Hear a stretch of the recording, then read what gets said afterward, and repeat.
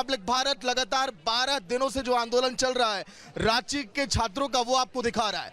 क्योंकि ये जो छात्र हैं केवल ये आंदोलन नहीं कर रहे हैं, ये अब ये तय करना चाहते हैं कि रांची का भविष्य क्या होगा। इस बुलेटिन में हमारे साथ कोमल भी मौजूद हैं, लेकिन इस आंदोलन की एक एक तस्वीरें आपको दिखाना बेहद जरूरी है। रांची में जो छात्र आंदोलन कर रहे हैं, बारिश की एक एक बूंदे भी इनका इम्तिहान ले रही हैं, सत्ता की गलियारों तक इनकी गूंज भी जा रही है, लेकिन जो हुक्मरान बैठे हैं वो अभी इनको सुनने के लिए तैयार नहीं है। छात्रों की तबीयत बिगड़ रही है, छात्रों की तबीयत खराब है, लेकिन फिर भी कोई भी सरकार का नुमाइंदा और जो केंद्र में बैठे विपक्ष के नेता हैं, चाहे राहुल गांधी की बात करें, केजरीवाल की, अखिलेश यादव की, और जो लोग ऐसे हैं वो अभी तक मुलाकात करने और फोन पर बातचीत तक नहीं किए। जो छात्र यहाँ पर उनके आंदोलन की तस्वीरें आप देखिए, विकास अब दिखा रहे हैं। ये आंदोलन का दायरा कैसे दिन प्रतिदिन अब बढ़ता जा रहा है, ये संख्या सैकड़ों से हजारों में पहुंच चुकी है। ये आंदोलन चलता रहा तो जल्द ही आप इसे लाखों में तब्दील होते देखेंगे। लेकिन क्या छात्र इसी तरह से आंदोलन ही करेंगे या फिर सरकार इसका समाधान भी निकालेगी? मेरे सामने एक बहुत एक्सक्लूसिव एक तस्वीर मैं आपको दिखा रहा हूँ, विकास थोड़ा पीछे जाइए। ये वो छात्र खड़े जिन्होंने कुछ दिन पहले इंटरव्यू भी दिया था, परीक्षा क्रैक भी कर ली, लेकिन इसके बावजूद इनका सिलेक्शन नहीं हुआ, नौकरी के लिए लेटर आप लोग के पास नहीं आया। कब तक बेरोजगार बैठे रहेंगे? ये भैया सेलेक्ट थे, इनको अपॉइंटमेंट ही नहीं मिला। ये सेलेक्ट भी है कि मेरा क्या है कि कट ऑफ मार्क्स से अधिक नंबर आने के बावजूद मैं जिस पोस्ट के लिए एलिजिबल था वो पोस्ट अभी तक मुझे नहीं मिला, और उसका कारण आरटीआई वगैरह करने के बाद भी जवाब नहीं दे रहे। यहाँ तक कि जितने भी स्टूडेंट हैं 11 to 13 जेपीएससी के, सारे लोगों ने आरटीआई किया। मुझे पेपर दिखाया जाए, कारण बताया जाए, किसी का कोई कारण नहीं दे रहा। अपील किए, यहाँ तक कि हाईकोर्ट ने भी, माननीय हाईकोर्ट ने भी जेपीएससी को आदेश दिया कि इनके कॉपी को दिखाया जाए, लेकिन उन्हें कोर्ट का बड़ी धांधली है। सरकार को इस पर तो सोचना चाहिए था। झारखंड में टीडीपीएल कंपनी के द्वारा जो भी परीक्षा ली गई, सब में गड़बड़ी पाई गई। हम लोग कई साल से परीक्षा की तैयारी कर रहे हैं। पिछले बार 11 to 13 जेपीएससी का एग्जाम हम लोग दिए, लेकिन हम लोगों से के साथ भेदभाव किया गया मार्क्स में। हम लोग सर खोटा क्षेत्र से आते हैं, हम लोग झारखंड का मूलवासी है, लेकिन यहाँ पे हम लोग को जो मार्क्स मिला है, अगर आप हम लोग का मार्कशीट देखेंगे तो हम लोग का मार्क्स मिला 70, 80, जो यहाँ का रीजनल लैंग्वेज है। लेकिन देखिए रीजनल लैंग्वेज जो हम लोग का, उसमें कितना मार्क्स मिला है, और जो बाहर के छात्र हैं, ठीक है, उन लोगों को मिला है 120, 125 मार्क्स मिला है।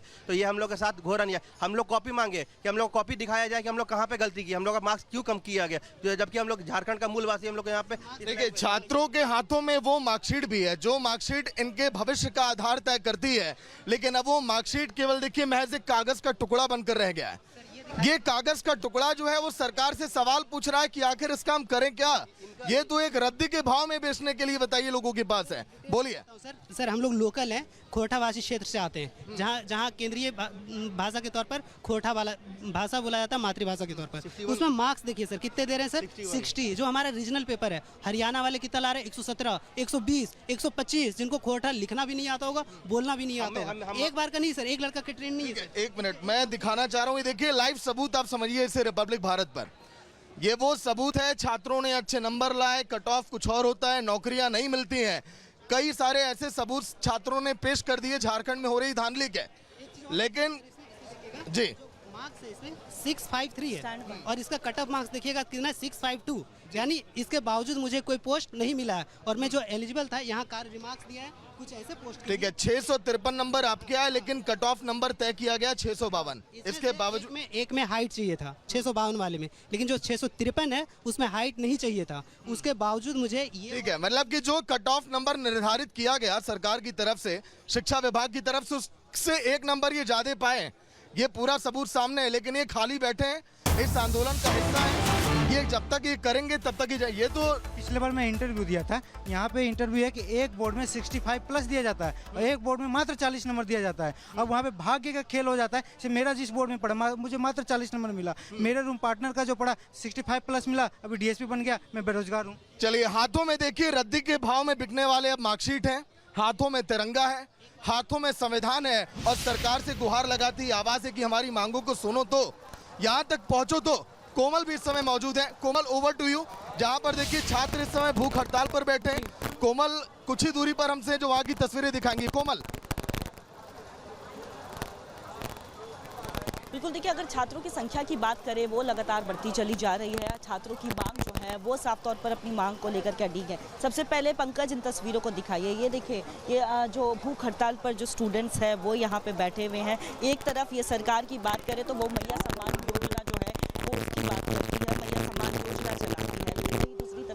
आप देख सकते हैं। यहाँ पे जो बेटियां हैं वो यहाँ पे आपको नज़र आ रही होंगी। इस जो राज्य के भविष्य है वो यहाँ पे भूख हड़ताल पर बैठे हुए, अनिश्चितकालीन भूख हड़ताल पर आप बैठे हैं।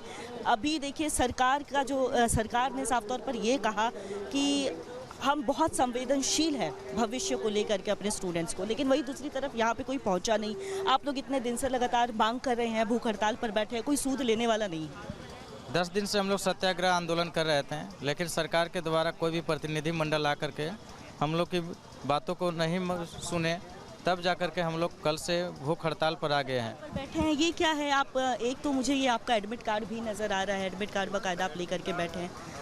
हाँ, तो जो माननीय मुख्यमंत्री जी का बयान की आप बात कहें कि संवेदनशील हैं, माननीय मुख्यमंत्री जी अगर संवेदनशील होते हैं तो 10 दिन में किसी दिन ज़रूर टाइम निकाल करके 5 मिनट के लिए आते हैं।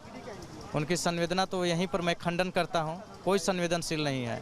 अब बोलते हैं कि हमारी आंखें खुली है, कान खुली है, तो माननीय मुख्यमंत्री जी अगर आंखें खुली है तो OMR 14वीं JPSC PT का मार्केट में किस तरह से तैर रहा था और बाहर निकाल करके रंगवाया गया, जिसका प्रेस मीडिया ने भी साबित किया और आपका CID भी साबित किया और उस कैंडिडेट को पकड़ में भी लाया, तो आप कार्रवाई क्यों नहीं कर रहे हैं? चोरी बिल्कुल सामने है, कार्रवाई नहीं हो रही है, यही कहना है। चोरी सामने है, CID भी मान रही है, जांच का दायरा भी बढ़ रहा है, लेकिन उसके बावजूद कोई सूद लेने वाला नहीं है। एक बार बेटियों से भी बात करेंगे, क्योंकि जब झारखंड में हेमंत सोरेन की सरकार बनी थी, मैया सम्मान योजना का काफ़ी ज़्यादा जिक्र हुआ था, और वही बेटियाँ हैं और बेटियों जो है वो सत्याग्रह पर बैठी हुई है।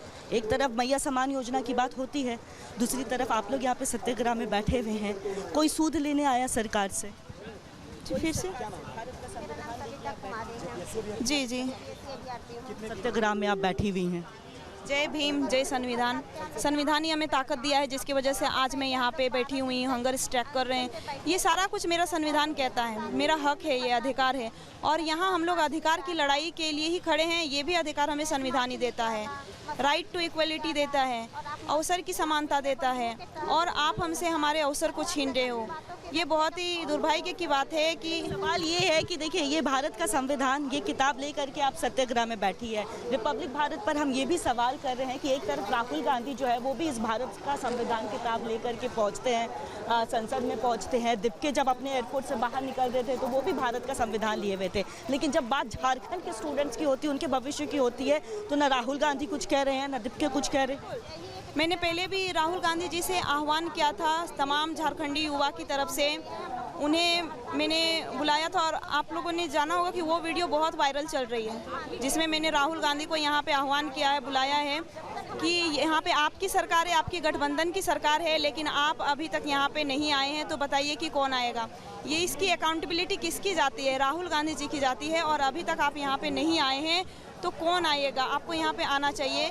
तो मेरा सवाल फिर से राहुल गांधी जी से है कि वो वीडियो आप तक भी पहुँच गई होगी, सारे इंडिया के लोग देख रहे हैं अभी उस चीज़ को, तो आप तक भी पहुँच गई होगी, तो आप अभी तक से यहाँ पे क्यों नहीं आए हैं? मैं आपसे फिर से रिक्वेस्ट करना चाहती हूँ कि प्लीज़ आप यहाँ पे आइए, और हम बच्चों का जो भी समस्याएं हैं आप उन्हें सुनने का कष्ट करें।